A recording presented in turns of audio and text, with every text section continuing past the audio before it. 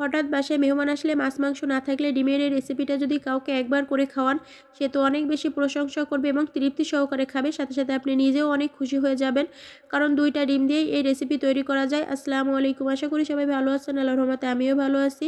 আমার অনেক বেশি ঠান্ডা লেগে গিয়েছে, হয়তো আমার কথাগুলো শুনতে আপনাদের অনেক সমস্যা হতে পারে, আপনারা ক্ষমা সুন্দর দৃষ্টিতে দেখবেন। এখানে রান্না করতে চলে আসলাম, ফ্যানে তেল দিয়ে দিয়েছি, তেলটা গরম হয়ে গেলে বেগুন দিয়েছি, আর বেগুনগুলো তরকারিতে দেওয়ার মতো কেটে নিতে হবে। লবণ হলুদ আগেই মাখিয়ে রাখছিলাম। বেগুনগুলো লাল লাল করে ভেজে নিচ্ছি। সাথে আমি আলু দিয়েও রান্না করব। আলু আগেই ভাতের সাথে সিদ্ধ করে নিছি। আলু কিন্তু ভাতের সাথে আগে সিদ্ধ করে নিলে তরকারি রান্না করতে একদমই সময় লাগে না। তো বেগুনগুলো আমার ভেজে নেওয়া হয়ে গেছে, এখন আমি এখানে ডিম দিব।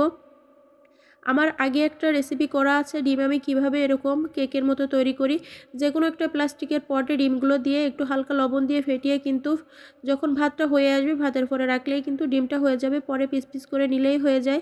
তো ডিমগুলো আমার ভেজে নেওয়া হয়ে গেছে, এখন আমি আলু একটু লবণ হলুদ মাখিয়ে রাখছিলাম, আলু তো আগেই সিদ্ধ করা আছে, তো হালকা একটু ভেজে নিচ্ছি যেন সুন্দর একটা ফ্লেভার আসে। তো আলুগুলো আমার ভেজে নেওয়া হয়ে গেছে, এখন তুলে নেবই। ফ্যানে আমি তরকারিটা রান্না করবো, যেহেতু অল্প তরকারি রান্না করতেছি। তো এখানে আমি আরও পরিমাণ মতো তেল দিয়ে দিলাম, এখন পেঁয়াজ কুচি দিয়ে দিলাম। পেঁয়াজটা একটু লাল লাল করে ভেজে নিতে হবে, তারপর আমি বাটা মশলা এখানে অ্যাড করে দিব। আর মশলাটা আগে আমি বেটে নিয়েছি, শুকনো মরিচ, জিরা, ধনিয়া, আদা, রসুন আর হালকা একটুখানি গরম মশলা দিয়েছি, একটা লবঙ্গ, একটা হচ্ছে এলাচ আর একটা দারচিনি। সব মশলাটা সুন্দর করে এখন কষিয়ে নিচ্ছি। পরিমাণ মতো লবণ আর হলুদটাও দিয়ে দিতে হবে। মশলাটা যত প্রপারলি কষাবেন ততই কিন্তু ভালো হবে, কালারটাও যত ভালো আসবে খেতেও ভালো লাগবে। তো দেখুন এই যে মশলাটা কিন্তু একদম ভাজা ভাজা করে করার পর একটুখানি পানি দিয়েছি কষানোর জন্য। মশলাও কিন্তু কষানোর জন্য হালকা একটু পানি দিলে কষানোটাও ভালো হয়, সাথে সাথে তরকারি কষিয়ে নিলে ওই তরকারিটা খেতেও ভালো লাগে। এখানে আমি আলু আর ডিম অ্যাড করে দিলাম, এখন সুন্দর মতো কষিয়ে নিব।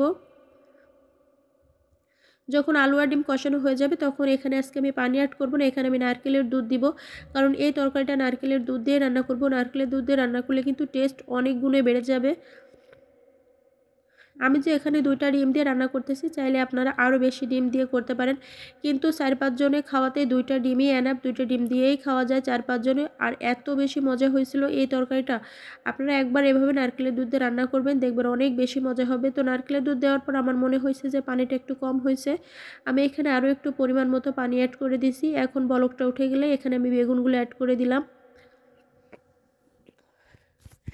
এই তরকারিতে যদি আপনারা ঝোল রাখেন তাও ভালো লাগবে, যে নারকেলের দুধ দিছি হালকা মিষ্টি মিষ্টি। আর যদি আপনারা একদম তেল যখন ভেসে ওঠে ওইভাবে রাখলে তো আরও বেশি মজা হয়। তো এই যে ঝোলটা প্রায় ঘন হয়ে গেছে।